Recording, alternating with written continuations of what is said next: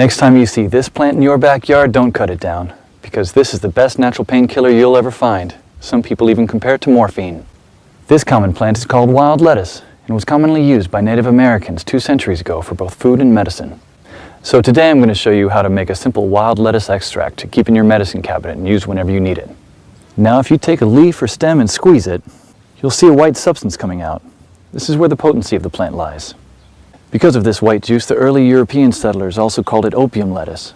This milky substance doesn't contain any opiates, but it's working on the central nervous system directly to lessen the feeling of pain.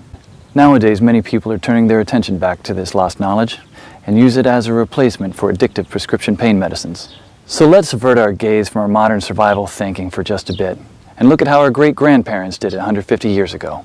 This is exactly the kind of information I found in this 350-page book called The Lost Ways. This is probably the only survival book I've actually enjoyed reading. You won't believe how many survival things we've lost to history. I found the wild lettuce on page 113 and decided to make my own painkiller. I collected about 50 leaves today and washed them thoroughly. So the first thing you should do is grind them up in a blender, not very thinly and only just for a few seconds.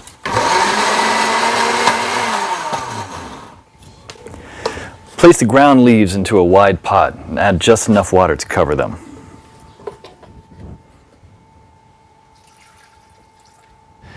Now place the pot on the stove on low heat for 30 minutes. Do not let it boil because you'll destroy all the good stuff in it.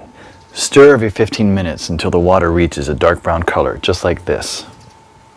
Now pour the substance while still hot into another pot through a strainer.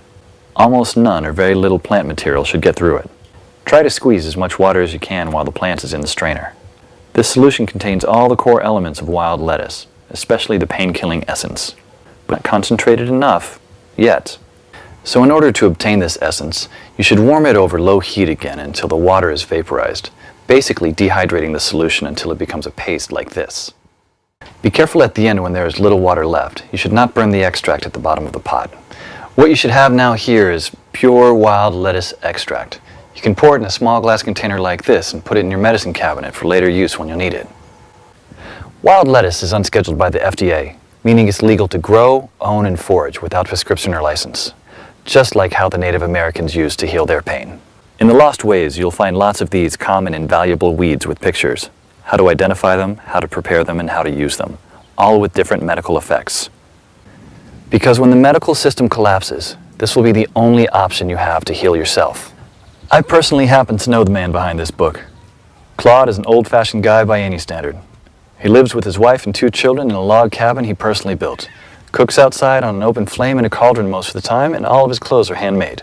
He has a 150-square-foot root cellar stuffed with all sorts of homemade canned foods and goods, and he raises cows, sheep, and chickens. I thought several times to myself that this guy will never be troubled by any crisis, because the coming crisis we all prep for is what folks 150 years ago called daily life. No electrical power, no refrigerators, no internet, no computers, no TV, no hyperactive law enforcement, no Safeway or Walmart. They got things done or else we wouldn't be here.